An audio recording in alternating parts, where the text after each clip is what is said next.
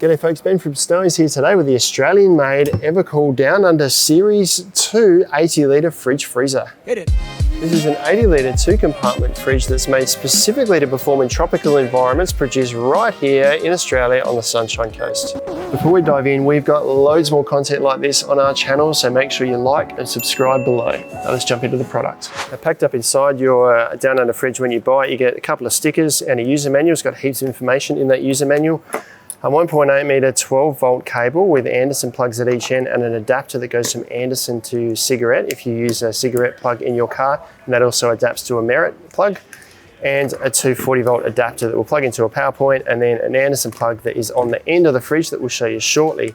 I'll get into that in a minute. Firstly though, the fridge weighs 35 kilos, measures about 90 centimetres from the edge of the cabinet here to the other edge of the cabinet here. About 96.7 centimetres by the time you include the width of the handles at each end, 53 centimetres in depth, and about 41.5 centimetres from the bottom of the feet here to the top of the cabinet. And if you want to allow enough space for these lids to clear whatever is above it, it's about 90 centimetres from the bottom of the foot to up in the top here. So just allow a little bit more than 90 centimetres. Having a bit of a look around the outside of the fridge, starting on the front, the materials, this white section here is a powder coated steel. Within that you've got tie down points, so there's a little pin in here that you can put a strap or a small rope around. There's two of those on the front here. And above that, all this black material here is a polypropylene. That's on the top and also on the bottom. And on the back here, same sort of story. You've got a vent here that does actually feature on the front as well. So there's vents on three sides of where the compressor sits. The tie down points here, two on the back as well, so you can tie it down in your car or to a fridge slide, and then the polypropylene top and bottom. We're coming around to the back or the side. I'm not quite sure what you call it, but this is the power end of the fridge. So polypropylene on the top. You've got a spring-loaded handle here and a tie point there as well. You could remove these handles if you want. There's a Phillips head screw in there, so you could take them off if need be. And then below that, you've just got an Anderson plug which is attached on the outside, which looks fairly rudimentary but quite functional because we can attach our 240 volt adapter or whatever we want in here. An Anderson plug is a really secure plug to go into a fridge. It sits flush, nice and flat, and if something does happen, this is easily replaceable or easily fixable. So we've got that plugged in and ready to turn on. So I want to come down here and first talk about the features at this end of the fridge. So this is where the compressor is. So you can see we've got a spring-loaded handle here, the control panel above that we'll go into shortly. You've got another tie-down point here, so 6 total on the fridge, and then 2 big vents here. Behind this one is the fan, and this is just another vent to pull air in and out of. And just next to that, you've got a little circuit breaker, so that if something does happen electronically, the circuit breaker trips, it's easy to reset it just there. Now inside here is a Seacop compressor. It's a world-renowned Seacop compressor, genuine quality, really reliable, used in fridges all over the world, so you know that the fridge is going to perform really well. That's probably a good time to talk about maybe efficiencies first. Current draw is about 2 amps per hour over 24 hours, that's average, with the fridge set at about minus 16 in one compartment, 2 degrees in the other, in 32 degrees ambient temperature. And while we're here, I want to talk about the Australian made and the quality of the construction of this fridge here. They talk Australian made, and what Evercool means by that is that they import an empty cabinet, and then in Australia on the Sunshine Coast they use Australian technicians to turn this into a 12 volt fridge. They use some imported, some Australian sourced components to put all of this together, but it's largely made here in Australia as best they can. They use commercial grade quality components inside, so it's made specifically to survive off-road use, rough off-road use. And they have a nationwide support network of technicians to help you should you have any issues with this fridge here. So really well made here in Australia. If you like Australian made, this is as Australian made as you can get at the moment for a 12 volt fridge. Now using the fridge, how to turn it on, we come to the control panel here and we hold down on the power button here for 3 seconds and the display will light up.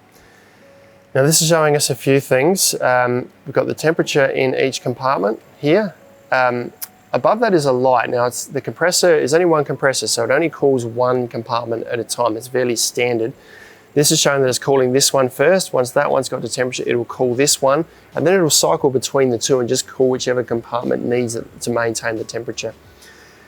You've then got your max and eco settings and your battery settings above there, which I'll show you how to change shortly. But firstly, I just want to mention the other 3 elements on here, and that's the ambient temperature. This is the ambient temperature inside the cabinet down near the compressor.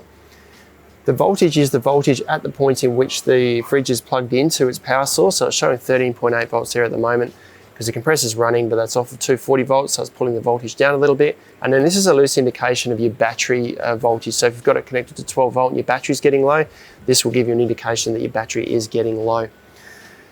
Above that, you do, just to the left, you've got a Bluetooth setting. We'll connect it to the Bluetooth app very shortly. But firstly, to change the settings in here, you can't specify which cabinet will cool. It will just work that itself out automatically. Once this reaches temperature, it'll flick to this one. But we can change the actual set temperature.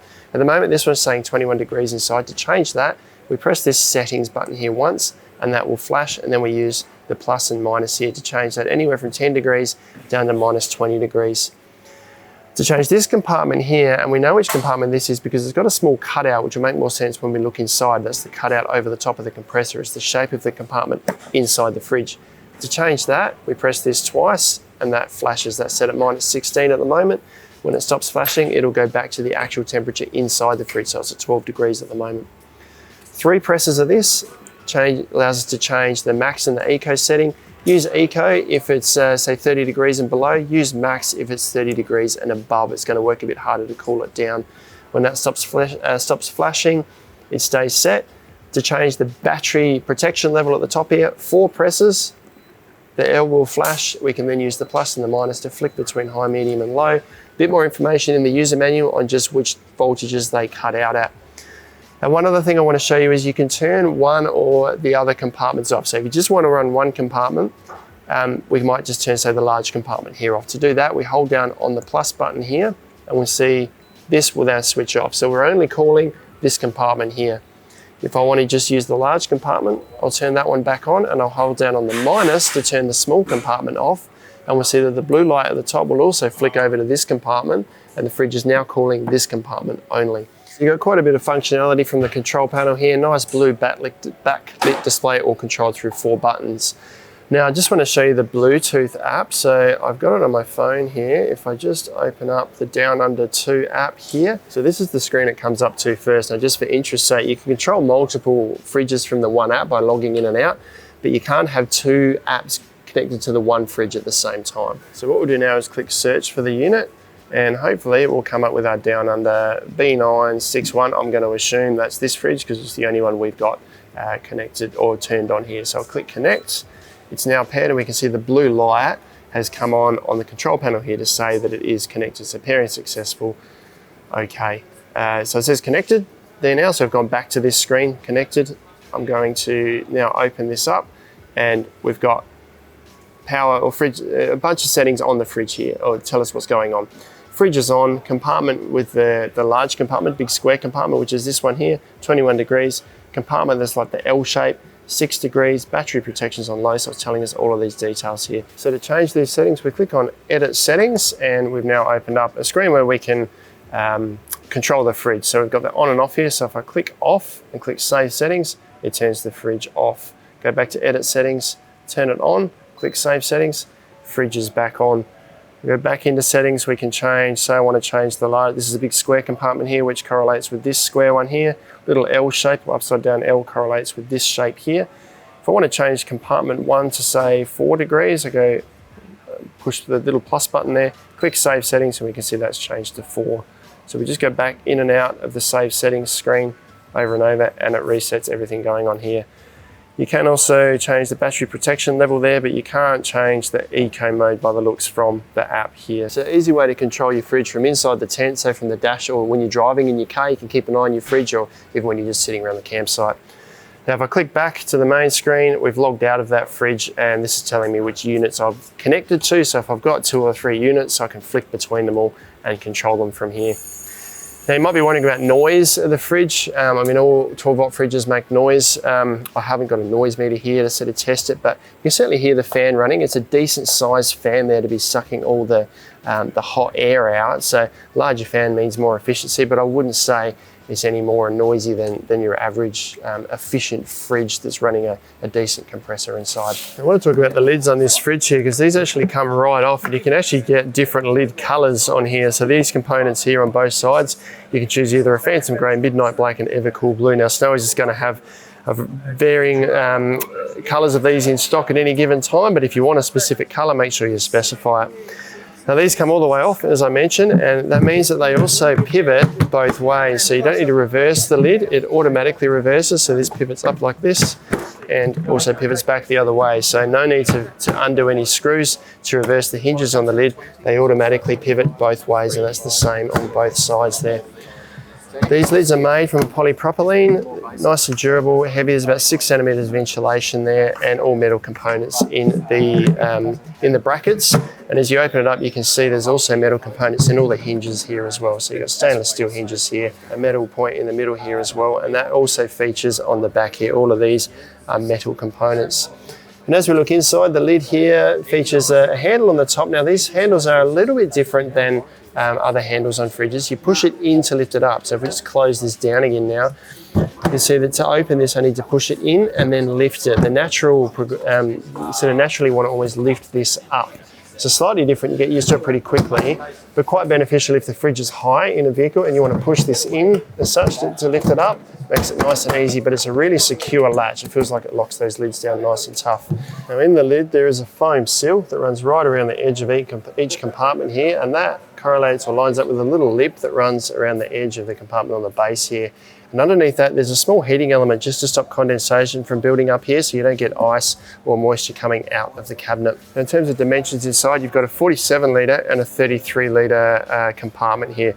This is the L-shaped compartment, which is what I talked about on the control panel that shows that little cutout section, and that's the larger compartment there. Now both compartments are about 36 centimetres in width, about 42 centimetres in depth, and height-wise, about 31 centimetres to this edge here for the tall section, and it's about 11.5 centimetres to this edge here. Now I've got a couple of bottles here to fit inside, just to show you how you might be able to use it. Now, the wine bottle doesn't fit. It won't close with the wine bottle there, but the Coke bottle will. It will close with a Coke bottle inside quite easily. So no wine bottles, but you can lie them down crossways or lengthways there if you like, or just put them on an angle.